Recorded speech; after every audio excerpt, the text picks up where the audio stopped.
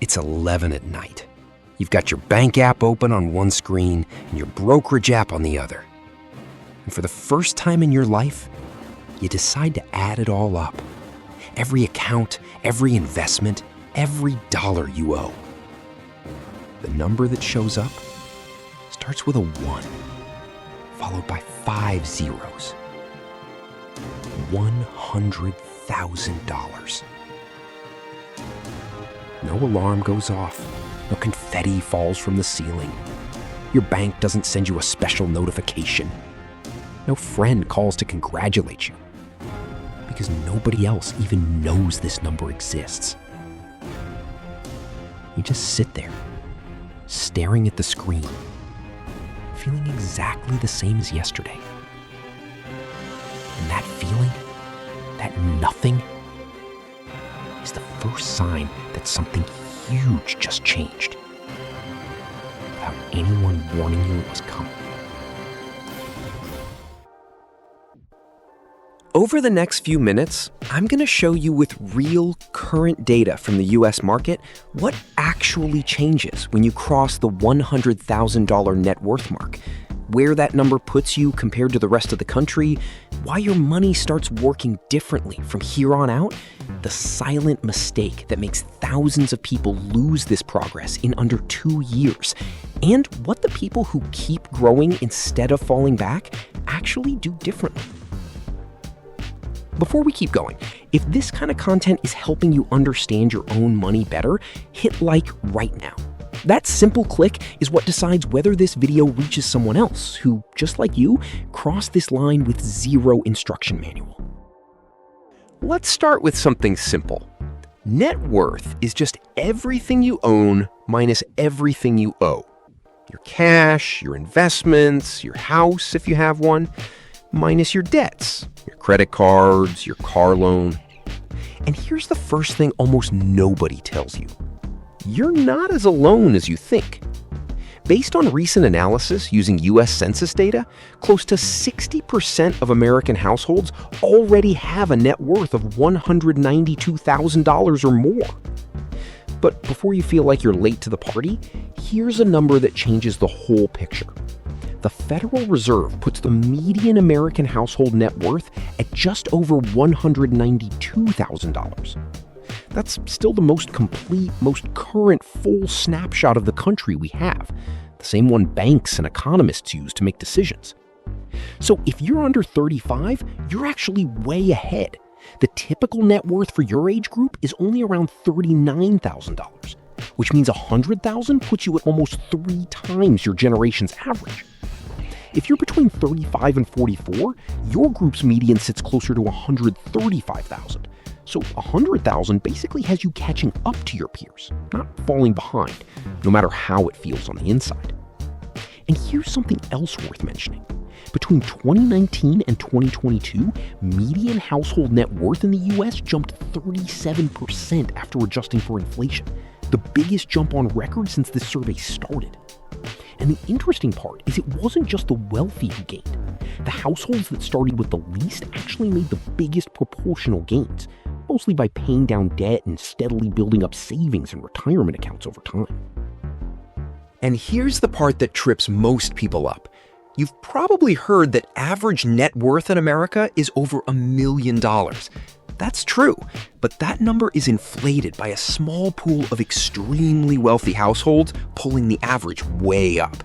That's why economists prefer the median, the real midpoint, because it tells you where half the country actually stands, not where the top 1% stands. And here's another number that might surprise you. In a recent Charles Schwab survey, the average American said it takes $2.3 million to be considered wealthy, and around $839,000 just to feel financially comfortable. So no, crossing $100,000 doesn't make you rich, and it's completely fine to still feel like you're just getting started. What you did just do is cross the line that separates living paycheck to paycheck from building on purpose. And this is exactly where the most important shift of all kicks in, the one almost nobody explains. Past $100,000, the math behind your money changes completely. The S&P 500, which tracks the 500 largest companies in the US, has averaged just over 10% a year since 1957, with dividends reinvested.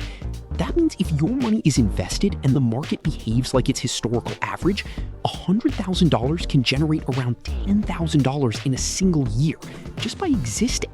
No extra hustle, no second job, just by being invested. Quick note, this isn't personalized investment advice, it's simply how compound interest works mathematically. Compare that to the road to your first $100,000, where almost all of the progress came from your own effort, your paycheck, what you chose not to spend. That's exactly why the first 100,000 is mathematically the hardest step on the whole ladder. Compound interest barely has anything to work with yet.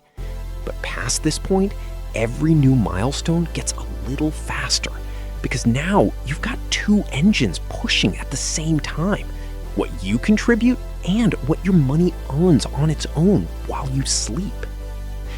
Tell me in the comments where you're at right now, or how far you feel from this 100,000 mark, because I want to know who else is living through this exact moment in real time.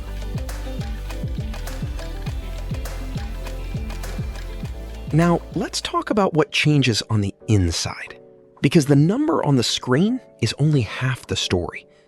The other half happens in your head. Almost overnight, you start seeing money differently. You stop thinking in months and start thinking in years, in decades, in freedom. And with that new confidence comes the most expensive risk of all: the urge to start spending like you've already made it. Here's an uncomfortable stat worth facing head on. Right now, credit card debt in the US is above $1.26 trillion, with an average balance of around $6,600 per person, at an interest rate hovering around 21% a year. In other words, while your invested money might grow around 10% a year, that same amount sitting on a credit card is costing you double that in interest. And almost 3 out of every 10 Americans right now carry more credit card debt than they have in emergency savings. That's exactly the pattern that wipes out in 18 months what took someone 5 years to build. New confidence, plus expensive debt, plus the "I've earned this" mindset. And it rarely feels like a mistake in the moment. It feels like a reward you finally earned. One dinner, one upgrade, one purchase at a time.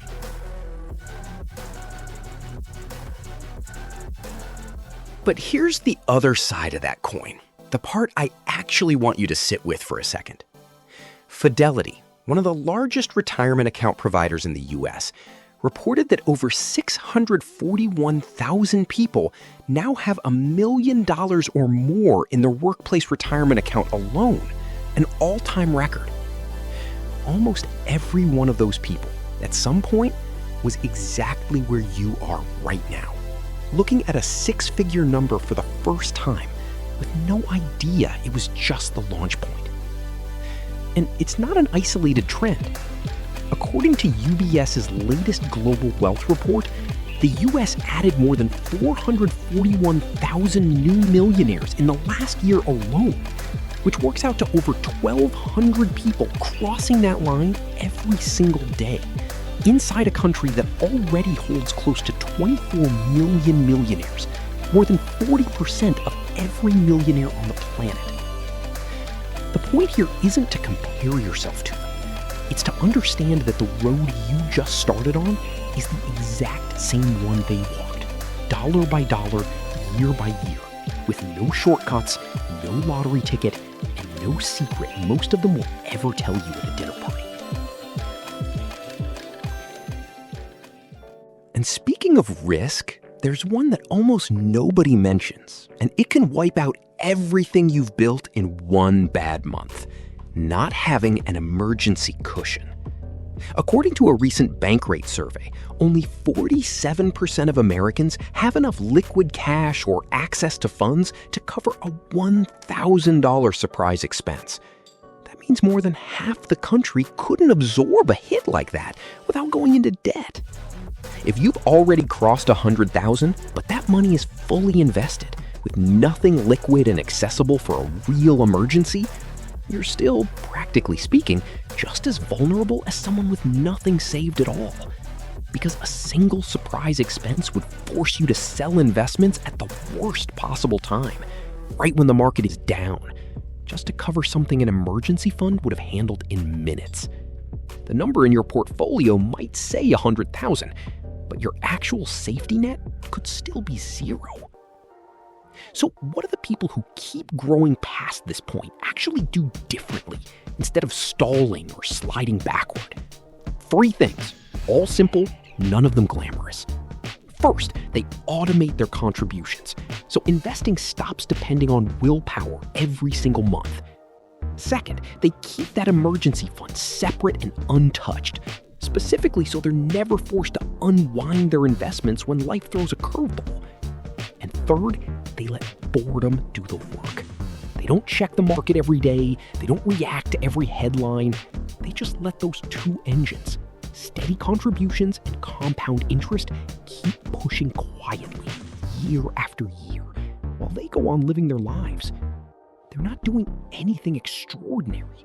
They're just not quitting during the boring months, which is statistically almost every month.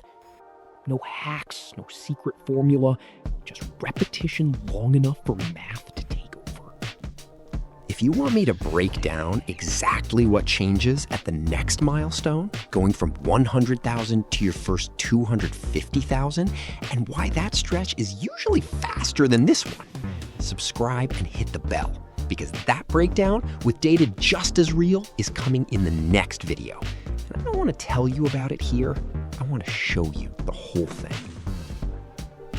Now, I want us to go back for a second to that screen, to that 11 at night, to that number that didn't come with applause or confetti. Because if there's one thing I want you to take from this video, it's this. The fact that nobody celebrated that moment with you doesn't mean it wasn't huge. You crossed a line that, based on the numbers we just went through, most of the country still hasn't crossed. You did it with no manual, with nobody preparing you for what came next, with nobody explaining that the rules of the game change from here on. But now you know the new rules. You know compound interest just started working for you. You know the real risk isn't running out, it's spending like you've already arrived. And you know the difference between staying here forever or continuing to climb comes down to boring, repeated, quiet decisions, month after month. Nobody warned you before you got here. And honestly, most people never get a heads up like this at all. But you know now, and that alone puts you ahead of most people. So here's my direct ask, no fluff. If this video helped you actually understand where you stand, hit like right now. Subscribe so you don't miss the next number in this series. And drop me one thing in the comments, the exact number of your net worth right now or the goal you're chasing this year. I'm gonna read every comment, and in the next video, we're building the road from here to your first million together. See you in the next one.